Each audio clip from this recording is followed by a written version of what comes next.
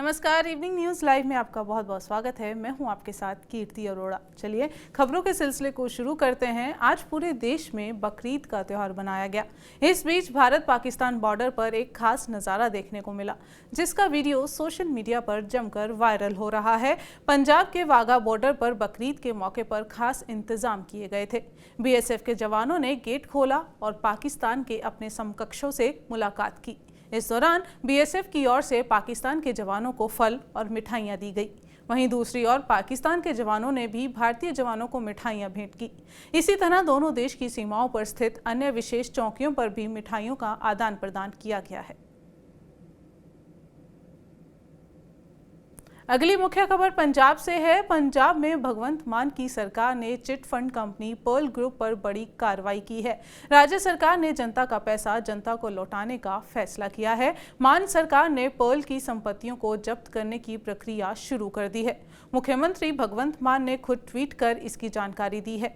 उन्होंने कहा कि पंजाब में पर्ल की सभी संपत्तियों को राज्य सरकार ने जब्त करना शुरू कर दिया है।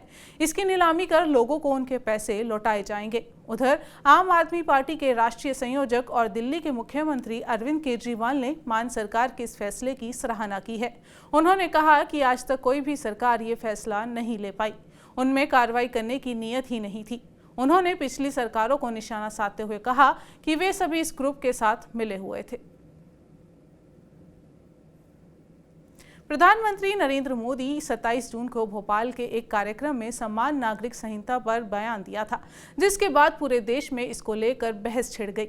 कई पार्टियों ने इसका विरोध किया है, तो वहीं इसके साथ आम आदमी पार्टी की तरफ से कुछ शर्तों के साथ इसे सहमति दी गई है, जिसके विरोध में अकाली दल के नेता डॉक्टर दलजीत चीमा ने कहा कि जहां तक UCC की बात है, हम पहले दिन से इसका विरोध करते हैं। अकाली दल का मानना है कि UCC का कार्यान्वयन देश में अल्पसंख्यकों के हित में नहीं है और केंद्र सरकार को इसे लागू करने को लेकर दोबारा विचार करना चाहिए। UCC लागू ना उन्होंने कहा कि UCC को लागू ना करें, यही बेहतर होगा। यहाँ तक यूनिफॉर्म सिविल कोड का संबंध है, श्रोमणी अकाली दल इस पक्ष में नहीं है कि इसको लागू किया जाए, क्योंकि जितने भी डिफरेंट पर्सनल लॉज हैं वो उनकी रूट जो हैं उन धर्मों के जो धार्मिक ग्रंथ हैं उनमें से। तो जो 21वां लॉ कमीशन था, आप उसकी कंसल्टेशन रिपोर्ट पढ़िए, उसने बहुत से लोगों का ओपिनियन लेकर ये कहा था कि ये जो यूनिफॉर्म सिविल कोड है ये ना तो डिज़ायरेबल है ना फिजिबल है। जब आपका पहला लॉ कमीशन ही ये कह रहा है कि ये डिज़ायरेबल नहीं है, फिजिबल नहीं है, तो आप नए लॉ कमीशन को बिठा के फिर दोबारा वही बात शुरू कर रहे हो, ये वैसे ही अच्छा नहीं है। आज पंजाब के तरन तारण के खालड़ा गांव के पास सुबह लगभग 10:30 बजे सीमा सुरक्षा बल के जवानों ने एक खेत से 2 संदिग्ध बैग बरामद किए हैं। दोनों बैग धातु के छल्ले से जुड़े पीले टेप में लिपटे हुए थे। पुलिस ने इन बैग में से 5 किलो के आसपास मादक पदार्थों को बरामद किया है। BSF ने ये जानकारी दी है और ये घटना सुबह लगभग 10:30 बजे की बताई जा रही है।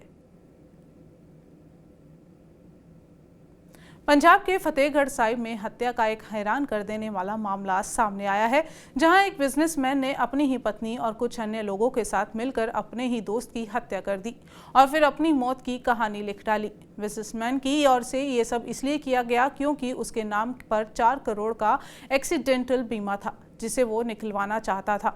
वरिष्ठ पुलिस अधीक्षक रवजोत कौर गरेवाल ने बताया कि सुखजीत की हत्या करने से पहले बिजनेसमैन ने उसे शराब में बेहोशी की दवाई मिलाकर पिलाई थी। बेहोश होने के बाद वो मृतक को राजपुरा ले गया और फिर वहां किसी ट्रक से उसे कुचल दिया। अगली खबर हिमाचल प्रदेश से है। हिमाचल प्रदेश में लगातार बारिश हो रही है। ऐसे में वहां के कई इलाकों में बाढ़ जैसी स्थिति बन गई है।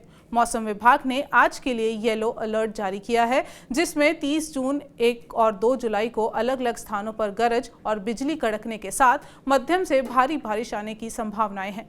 साथ ही बिजली गिरने की भी चेतावनी दी गई है।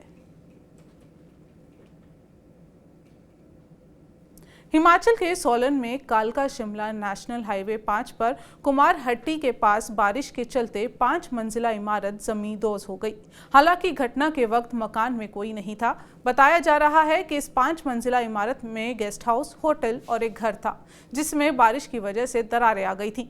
हालांकि हादसे के दौरान वहां कोई नहीं रह रहा था। बिल्डिंग मालिक रोशन लाल के मुताबिक उनका सारा सामान बिल्डिंग के अंदर ही था और उन्हें करीब 2.5 करोड़ रुपए का नुकसान हुआ है। ये बिल्डिंग आपकी थी जो जी सर, जी सर। आप बताएंगे कितना मंजिल बिल्डिंग थी? 5 मंजिल थी सर। अच्छा, तो क्या क्या था इसमें? इसमें पूरा सामान था, ये लड़के का काम था, इसमें कारोबार, ढाबा, रेस्टोरेंट, प्लस हम रहते भी यहीं थे जी। जी सर। तो ये जो दरारें पड़ी हैं, ये जो बिल्डिंग गिरी है, दरारों की वजह से गिरी है? सर दरारें भी आनी शुरू हो गई थी, कुछ बारिश इस बारी बहुत ज़्यादा हुआ है, वो भी मेन कारण मुझे लगता है। कुछ NHI का भी काम चला है, पुली वगैरह भी बंद हो गया क्योंकि बारिश पड़ेगी तो सारी फैक्ट्री इकट्ठे से हो जाएंगी जी। कब खाली कर दिया था आपने इसको? सर हफ्ता भर पहले जी। हफ्ता भर पहले? जी सर। तो आपको अंदेशा हो गया था पहले? हाँ जी, हमने तो लेबर वगैरह भी कोई लगा कि कोई कैजुअलिटी ना हो जाए। इंसान से बड़ा कुछ नहीं है, सामान तो चलो कुछ नहीं, लाइफ है तो ठीक है सब कुछ। कितना नुकसान हुआ है आपको? 2-2.5 करोड़ के करीब हुआ है सर। बाकी आप देख ही रहे हैं जी, बाकी एक्सपर्ट भी बता देंगे। कोई कैजुअलिटी तो नहीं हुई? नो सर, नो सर, ग्रेमत रही ऊपर वाले की कि कुछ भी ऐसा नहीं हुआ। प्रशासन की तरफ से क्या कहा गया आपको? DC साहब मिले थे, आके मौके पे चले गए थे जी, बस इतना ही हुआ सर। जम्मू कश्मीर में हजरत बल में ईद उल अजहा की नमाज अदा करने के बाद पूर्व मुख्यमंत्री फारूक अब्दुल्ला ने मुसलमानों को ईद की शुभकामनाएं दी हैं। हालांकि ईद की बधाई देने के दौरान अब्दुल्ला भावुक हो गए। इस दौरान जम्मू कश्मीर के पूर्व मुख्यमंत्री फारूक अब्दुल्ला ने समान नागरिक संहिता पर कहा कि सरकार को इस पर बार बार सोचना होगा, क्योंकि देश में विविधता है और कहीं उनके ऐसे किसी कदम से देश में तूफान न आ जाए।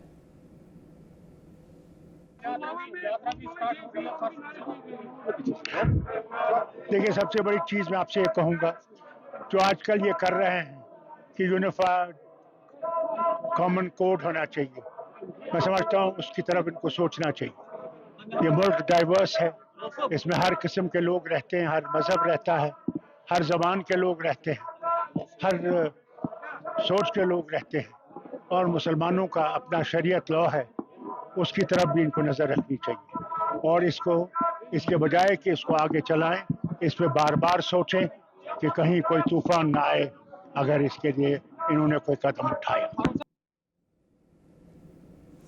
आज रक्षा मंत्री ने हरियाणा के यमुनानगर में भाजपा द्वारा आयोजित रैली में शिरकत की और इस दौरान रक्षा मंत्री राजनाथ सिंह ने भ्रष्टाचार को लेकर बड़ी बात कह दी है। रक्षा मंत्री बोले कि मैं दावे के साथ कह सकता हूं कि सरकारी संस्थानों में पहले के मुकाबले भ्रष्टाचार को कम करने में किसी भी पार्टी ने कामयाबी हासिल की है तो वो सिर्फ बीजेपी की सरकार है। 2014 से पहले कई प्रकार के घोटाले के आरोप सरकार पर लगे थे और घोटालों के आरोप के कारण उन्हें जेल भी जाना पड़ा था। फिर भी सरकारें चलती रही, लेकिन आज 9 वर्षों के बाद मैं दावे के साथ कह सकता हूं कि एक भी व्यक्ति उंगली उठाकर ये नहीं कह सकता कि हमारे मोदी जी की सरकार के दामन पर कोई भ्रष्टाचार का दाग लगा हो। अगर एक व्यक्ति भी भ्रष्टाचार के आरोप में पाया गया तो उसका स्थान सरकार में नहीं होगा।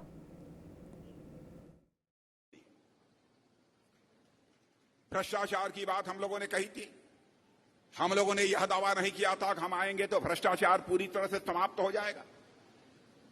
भ्रष्टाचार पूरी तरह से समाप्त करना यह कोई सामान्य काम नहीं है, लेकिन मैं दावे के साथ कह सकता हूं कि सरकारी संस्थानों में पहले से भ्रष्टाचार को कम करने में इस आजाद भारत में किसी भी पार्टी की सरकार ने कामयाबी हासिल की है तो हम लोगों की पार्टी की सरकार ने कामयाबी हासिल की है।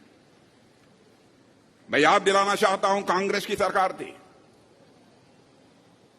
2014 के पहले 10 वर्षों तक, उसके पहले भी रही है। आजादी हासिल होने के बाद भी पहला आरोप जीप घोटाला का लगा था, उसके बाद कई कोयला घोटाला और कई इस प्रकार के घोटाले, कितने घोटालों का मैं नाम लूं, कई घोटालों का आरोप इस सरकार के ऊपर लगा था।